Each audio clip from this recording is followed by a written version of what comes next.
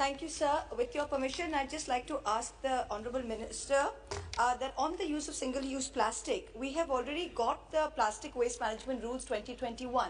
But those of us who come from rural areas, representing rural areas, we find that this ban has not really been implemented, and this is still a problem.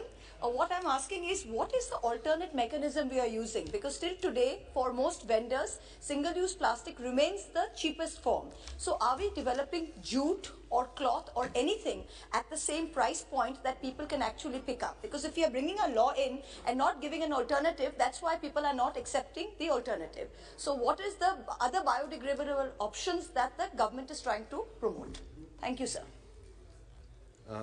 सम्माननीय अध्यक्ष महोदय, single use plastic पे जब हम लोगों ने ban लगाया था तो हम लोगों ने विभिन्न व्यवसायी लोगों का, छोटे उद्योग वालों का पूरा सेमिनार करके हमने अल्टरनेटिव बताए थे। जिस प्रकार से सिंगल यूज़ प्लास्टिक में ईयरबड्स विद प्लास्टिक स्टिक्स और प्लास्टिक स्टिक्स, बैलून, फ्लैग्स, उसका जो अल्टरनेटिव है, हमने पेपर क्लॉथ के फ्लैग्स, बॉम्बो कॉटन ईयरबड्स, उनका हम लोगों ने किया है। ज़्यादा से ज़्यादा जो छोटे कटलरीज और बाकी के जो स्पून्स वगैरह हैं वो भी हमने लकड़ी के दिए। और इसलिए अगर आजकल आप विमान में भी जब यात्रा करते हैं तो सिंगल यूज़ प्लास्टिक के जो विकल्प के रूप में इन चीज़ों का प्रयोग किया जाने लगा और इनसे निश्चित रूप से लघु और कुटीर उद्योगों को लाभ मिला है।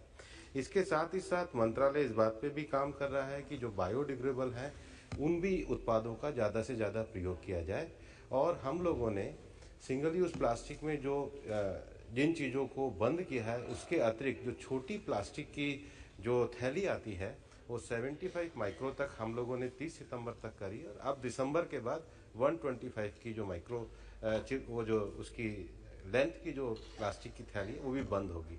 मैं सदस्यों से भी ये कहना चाहूँगा, ये एक ऐसा कार्य है जिसमें सबको सहयोग देना चाहिए और अपने अपने क्षेत्र में जो वैकल्पिक हमारे कुटीर और लघु उद्योग जो हैं उनको इसमें प्रोत्साहित करना चाहिए। मंत्रालय से अगर इस संबंध में आपको कोई जानकारी, सहायता चाहिए तो हम हमेशा आपकी सहायता के लिए भी उपलब्ध हैं।